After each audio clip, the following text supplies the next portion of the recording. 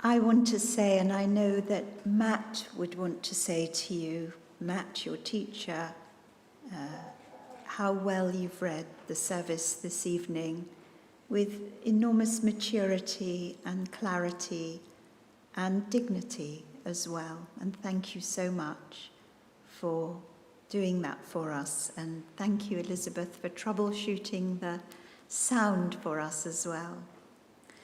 Now, Jane will tell you tomorrow that her Torah portion includes one of the most famous stories really in the whole of the Torah. So I'm not going to spoil the plot for you.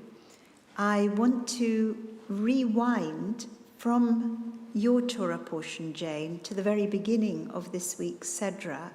It's known as Chukat, which means statute. Zot Chukat is the way that the parasha begins. And the beginning of this Torah portion involves a cow. I hope nobody here is particularly fond of cows and will be upset by what I'm going to tell you happens to the cow. But before we get to that bit, let me tell you that this isn't any old cow. It's a red cow. It's a red heifer. I don't know, has anybody ever come across a red cow? Maybe, maybe not. Anyway, it's a red heifer. And God tells Moses that this red cow, whenever they find it, because it's pretty rare, is to be brought to Moses and Aaron. The cow is to be slaughtered and burnt outside the camp, and its ashes are to be used with water to purify someone who has come into contact with something that has rendered them ritually impure. It's not that they're dirty in any way, but ritually unclean. And in ancient times, things were divided into clean or unclean, not, as I say, in a hygienic sense, but in a ritual sense. So, for example, if you came into contact with a dead body in ancient times, you would be required to purify yourself with some of the ashes from the red heifer, wash your clothes, and bathe in water. There were many taboos in ancient times, and death was just one.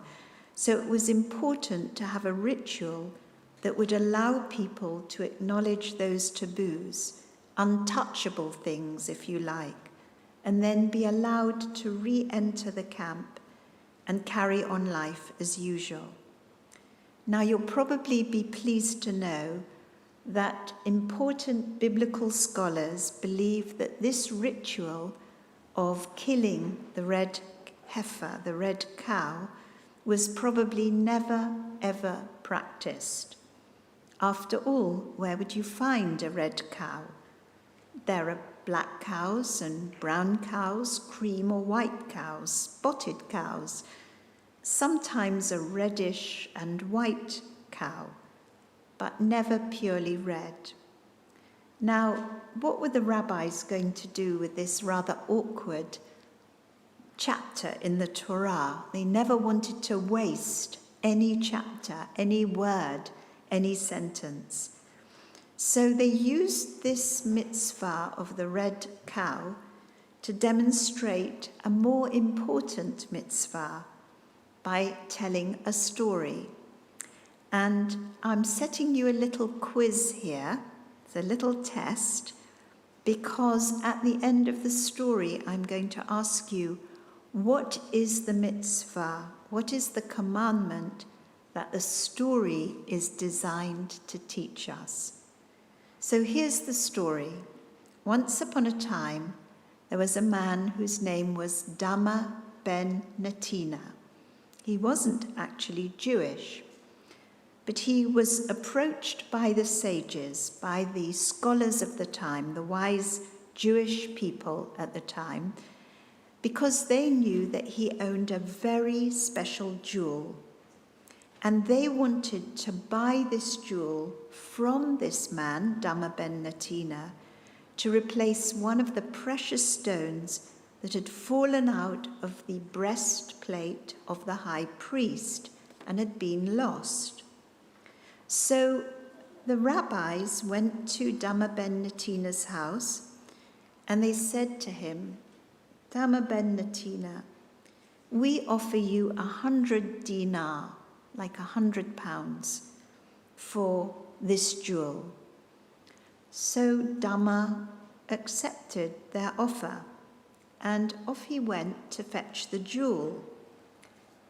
But he discovered that his father was asleep in the same room where the jewel was hidden. And his father had his feet up on a box, and the precious jewel was inside that box. Dama ben Natina didn't want to wake his father, so he went back to the rabbis and he said, I'm terribly sorry, but I'm not able to sell you this jewel. The rabbis thought, Dama must want a higher price, so they increased the offer until they reached the sum of 1,000 dinar. When his father finally woke up, he brought them the jewel, and they offered him the final sum of 1,000 dinar. But Dama was only willing to accept their initial offer of 100 dinar. And he said to them, what? Do you think that I would sell the honor of my father for mere coins? I refuse to derive any material benefit from the honor of my father. And do you know how Dama ben Natina was rewarded for being such an honest person, a person of such integrity? That very night, a red heifer was born into his herd. And the sages returned to Dama to pay him a small fortune so that they could buy the red cow from him, because they needed it, of course. Now, this is only a story, but the point of the story, I'm going to ask you now, what mitzvah do you think the story illustrates? Does anybody know? Grown-ups? Young people? Respect for parents? Yeah, absolutely. Kibud av va'em. So out of this story, the rabbis taught the teaching of the fifth commandment, honor your father and mother. And they pointed to Dama ben Natina and they said, this man isn't Jewish.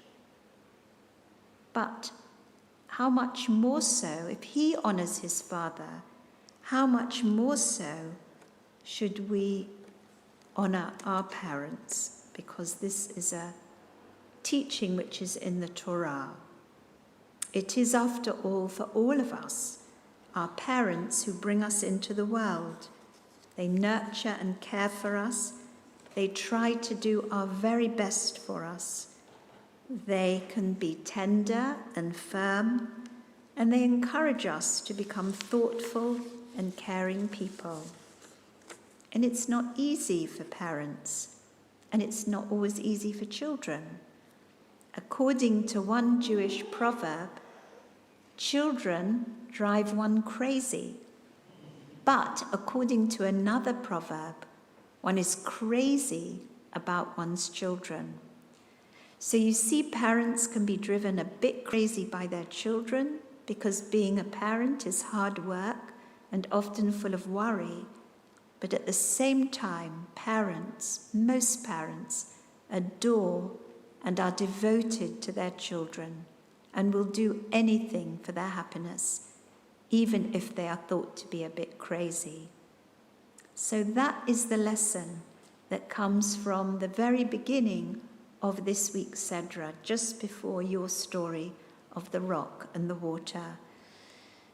Kabed avich et avicha ve'et imecha, Honor your parents, your father and your mother, that your days may be long in the land which the Eternal One, your God, is giving to you.